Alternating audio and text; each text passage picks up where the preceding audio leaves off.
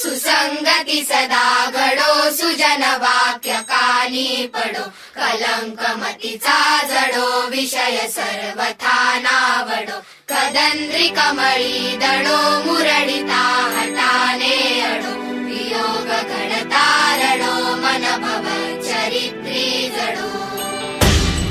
नमस्कार नमस्कार. बाल गोपाळ मित्र मंडळ म्हणजे विलेपार्ल्याचा पेशवा उपस्थित गणेश भक्तांचं हार्दिक स्वागत करीत आहे.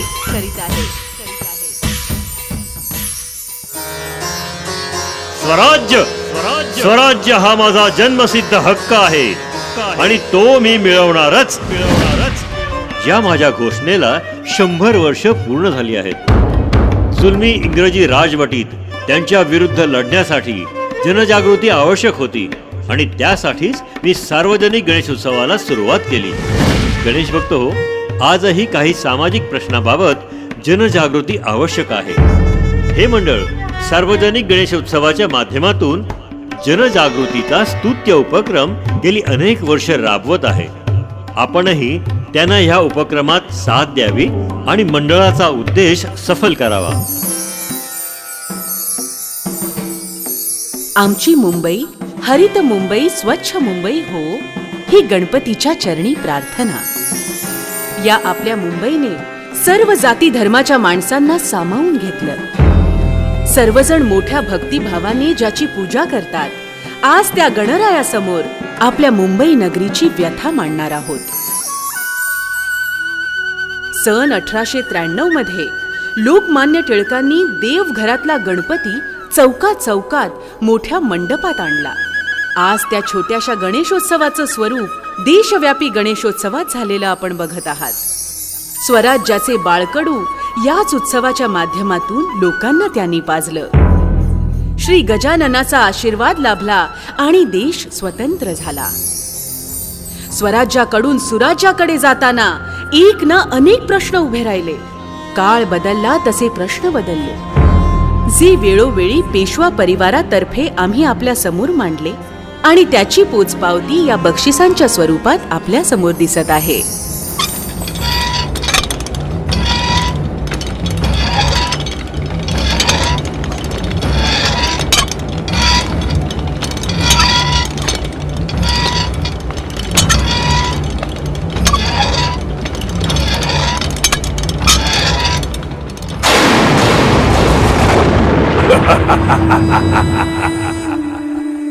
मी कचरासूर.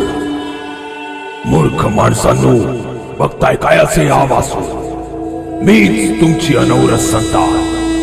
भविष्यात तुमच्याच मानगुटीवर बसून तुमचा जीव नकोसा करणारा मीच तो कचरासूर. माझे असंख्य हात मी या मुंबईवर पसरले आहे. मुंबई महानगरपालिका जरी मला संपवायचा प्रयत्न करत असली तरी मी असाच थोडा संपणार आहे. आता या मुंबापुरीवर हळूहळू माझं साम्राज्य उतरणार आहे. मग त्यातून तुम्ही आणि तुमची मुलं बाळ तरी कशी सोडेन मी. सर्वत्र दुर्गंधी पसरेल, रोगराई पसरेल, डॉक्टर औषध सगळं अपुरं पडेल.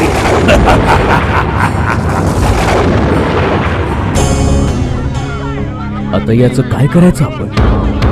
महानगरपालिका कचरा उचलते तरी परत तेवढाच कचरा दिसतो. कचरा पेटी नुसती भरून वाहते. सगळा कचरा रस्त्यावर पसरतो. हो साहेब, तो कचरा फेकणारे तुम्हीच ना. जरा 4 पावलं पुढे जाऊन कचरा पेटीत कचरा टाकायला काय होतं. अरे गटारात सुद्धा कचरा फेकता तुम्ही लोक. या तर तुमचंच काम असा. तेचोच तर पगार घेतस ना मेल्या. आता आम्ही तुमच्या घरात येऊन साफसफाई करायची का. ओए ओए ओए, ससुर की नाती हम पर कोई मेहरबानी नहीं करत हो. हाँ, अरे झमुरे तो हर काम है वो.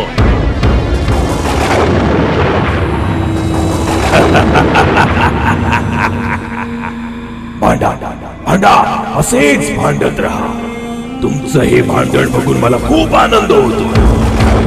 मला आठवतंय 26 जुलैला कसा भयंकर पाऊस आला. आणि जिथे तिथे माझं साम्राज्य असल्यामुळे पाण्याचा निचरा झाला नव्हता. आता परत कधी तसं मी करू शकतो. सर्व खाड्यांमध्ये कचरा कचरा कचरा. मग पाण्याचा निचरा होणार तरी कसा? कोराई खाडी भरली, मुलुंडचं डम्पिंग ग्राउंड भरलं, देवनार चिंचोली भरलं, वर्सोवा चारकोप सगळं सगळं भरलं. गोपाला गोपाला देवकी नंदन गोपाला गोपाला गोपाला देवकी नंदन गोपाला सांभाळी ही तुझी लेकरे पुण्य समजती पापाला. गोपाला गोपाला गोपाला गोपाला गोपाला गोपाला देवकी नंदन. गाडगे बाबा गाडगे बाबा तुमची शिकवण फुकट गेली की हो. तुम्ही एवढे जीव तोडून स्वतः हातात झाडू घेऊन साफसफाईचं महत्व सांगितलं, पण पालथ्या गड्यावर पाणी. आता खूप उशीर झालाय.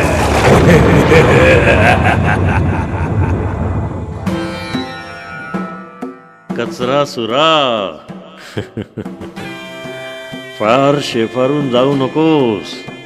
प्रत्येक अपायावर उपाय असतोच.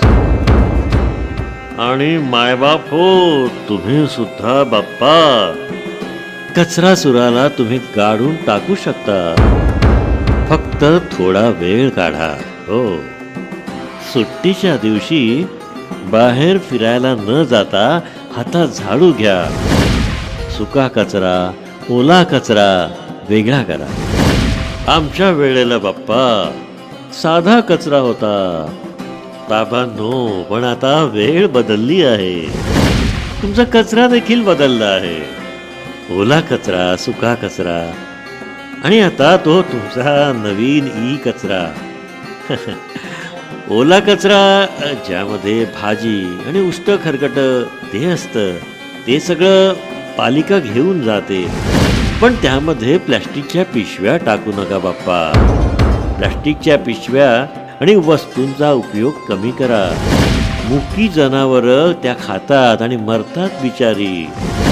सुका कचरा बाजूला ठेवा. त्याचा पुनरुपयोग होऊ शकतो बाप्पा.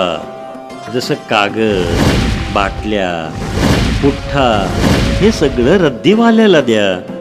जेणेकरून तुम्हाला 4 पैसे मिळतील. ते गरिबांना वाटून टाका. आणि अर्थातच जो तुम्ही ई कचरा करताना म्हणजे तुमचे हे मोबाईल, कॉम्प्युटर याचा कचरा तर आता वाढतच चालला आहे. बाप्पानो, हे वापरलेले मोबाईल कोणा गरिबाला देऊन बघा. घेण्यापेक्षा देण्यात मजा असते बाप्पा. मग बघा तुमचा कचरासूर कसा टिकतो ते.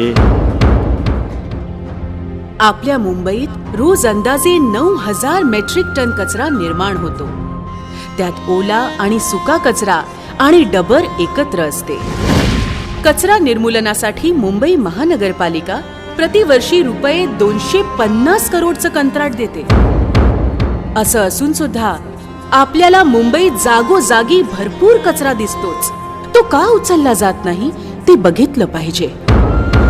संबंधित अधिकाऱ्यांना भेटून त्यांच्या अडचणी विचारून घेतल्या पाहिजे आणि या सर्व प्रक्रियेत आपण लक्ष घालून त्यांना सहकार्य केलं पाहिजे.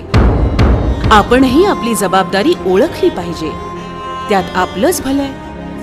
सुका कचरा आणि ओला कचरा वेगवेगळा दिला तर सुक्या कचऱ्याचे रिसायकलिंग होते. ओला कचरा हा खत निर्मितीसाठी वापरला जातो. त्यामुळे शेतकऱ्यांना मदत होते. आपण सर्वांनी कंबर कसली पाहिजे आणि कचऱ्याचे संपूर्ण निर्मूलन केलं पाहिजे. नुकत्याच आलेल्या एका आनंदाच्या बातमीवरून असं कळलं की आपल्या जवळच ऑर्गॅनिक वेस्ट रिसायकलिंग प्रायव्हेट कंपनीच्या मदतीने मुंबई महानगरपालिकेने कचऱ्यापासून वीज निर्मिती करणारा एक छोटेखानी प्रकल्प उभारलाय. आणि या प्रकल्पातून रोज 1 मेट्रिक टन कचऱ्यापासून 175 युनिट वीज निर्मिती केली जात आहे. आणि त्या विजेवरती रस्त्यावरचे दिवे लागत आहेत. त्यातून मिळणारे 225 किलो खत महानगरपालिकेच्या बागांमधील झाडांना घातलं जातं. मोठमोठ्या सोसायट्यांना आता महानगरपालिका अशा प्रकल्पात सहभागी करून याला चालना देणार आहे. पण आपण त्यांनी आपल्याकडे येण्याची वाट का बघावी? आपणच त्यांच्याकडे जाऊया आणि आपल्या सोसायटीत हा प्रकल्प सुरू करायला सांगूया. आपल्या सोसायटीतील दिवे जर अशा विजेवर लागले तर किती बरं होईल आणि आपल्या बागेतल्या झाडांनाही खत मिळेल. आहे की नाही आपल्या फायद्याचा प्रकल्प? मग चला तर भक्तांनो, आजच त्यांच्याशी संपर्क साधूया. ईश्वरा सर्वांना चांगली बुद्धी दे, आरोग्य दे, सर्वांना सुखात आनंदात ऐश्वर्यात ये. सर्वांचं भलं कर, कल्याण कर, रक्षण कर आणि तुझे गोड नाम दुःखात खंड राहू दे. सर्व पार्लेकरांसाठी विशेष सूचना. दिवसेंदिवस कचऱ्यामुळे खराब होणारी पार्ल्याची दुरावस्था पाहून आम्ही समविचारी पार्लेकरांनी एकत्र येऊन स्वच्छ पार्ले अभियान SPA सुरू केलं आहे. या अभियानाअंतर्गत कचऱ्याचं वर्गीकरण करून कमीत कमी कचरा डम्पिंग ग्राउंडवर कसा जाईल याची काळजी घेतली जाते. सर्वांनी याची नोंद घ्यावी.